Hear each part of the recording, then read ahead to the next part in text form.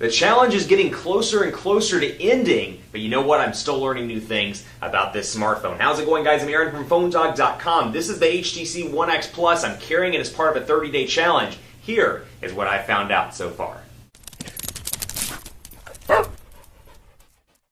I'm on day 22 of my 30-day challenge with the HTC One X Plus, and overall, you know what? I'm getting used to this device. You can see my home screens are set up, all my widgets are in place. Got my American Airlines widget here for all the work travel that I do, Weather Channel. Everything's set up to my liking on my 7 home screens. I've got my applications and more, so we're kind of winding down on this 30-day challenge. But what I'm finding is a couple of things. One, really enjoying the 64 gigabytes of internal storage. I've talked about it before on previous videos in the 30-day challenge. I really like the fact that, you know what? It's not removable, it's not expandable, but that said, I do like the fact that I can throw my music on this, throw a couple of videos on, and not have to worry about running out of storage space. I've got my music here for running, for example, and I don't, store a lot on my device. I'd say I probably store 5 or 6 gigabytes max, including pictures, music, and more. I'm not a huge fan of storing videos on my phone, things like that, but I've found this to be surprisingly useful. So I do like the 64 gigabytes of internal storage. This thing packs a 2,100 milliamp hour battery, so it's on par with the Samsung Galaxy S3 on the various carriers. I do find that, the standby time is pretty fantastic on this device all around,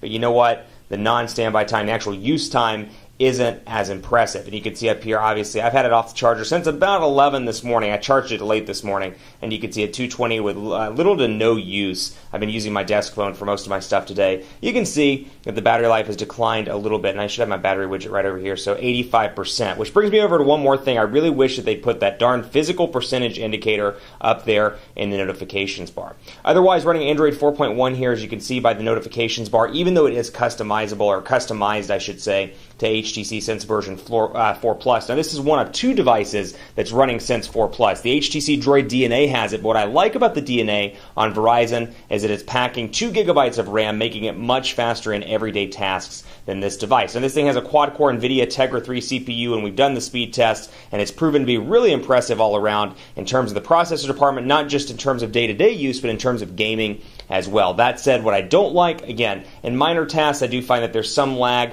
when you're in contacts, when you're in messaging. I find that there's some lag from time to time, or Twitter, or running through applications pretty quickly. I do find that there's the occasional stutter and brief lag, but otherwise, really useful all around in day-to-day performance. I just wish I had that 2 gigabytes of RAM. One thing I do find myself missing, though, the software of my Galaxy Note 2. Now, I use the Galaxy Note 2 on a day-to-day basis when I'm not doing a 30-day challenge, and I really have found TouchWiz to be an incredibly useful overlay over Android. Not just over Ice Cream Sandwich, but over Jelly Bean as well, even with Project Butter. I'm finding it to be incredibly useful with some great features like Palm Swipe to do a screenshot. You've got abilities like that, you got the S Pen, and you have the ability, to make it through a full day thanks to a 3,100 milliamp hour battery, which is really impressive as well. This thing, 2,100 milliamps, probably not going to make it through the day for you if you're any more than a moderate user. So that's something to keep in mind. If you're traveling, be close to the charger, because not only are you not going to make it most likely, but the battery is non-removable. I'm excited to see the Droid DNA and how the sales figures pan out on Verizon. I'm excited to see future stuff from HTC. We're hearing a bunch of rumored devices in the pipeline, so hopefully those will come to fruition